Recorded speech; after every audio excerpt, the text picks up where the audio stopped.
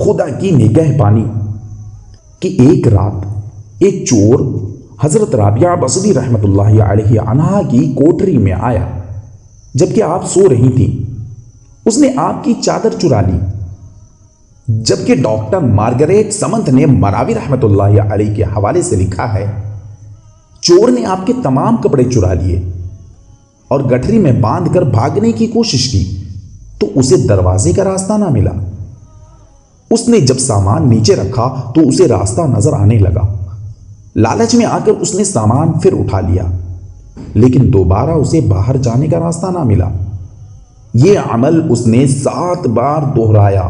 پھر کوٹری کے ایک کونے سے آواز آئی، اے شخص، اپنے آپ کو مصیبت میں نہ ڈال، کیونکہ اس نے کئی سال سے اپنے آپ کو ہماری دوستی اور نگہبانی کے سپرد کر رکھا ہے۔ یہاں تو شیطان کی مجال نہیں کہ وہ اس کے ارد گرد آگے پیچھے بھٹک سکے۔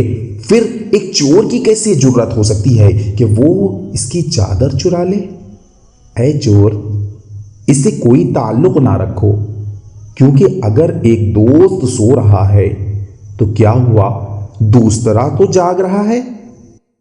المناوی کا قول ہے یہ کہانی بالکل درست اور صحیح اور یقینی ہے، کیونکہ خدا خود قرآن مجید میں فرماتا ہے میرے بندوں کی حفاظت کے لیے ان کے آگے پیچھے فرشتے ہوں گے۔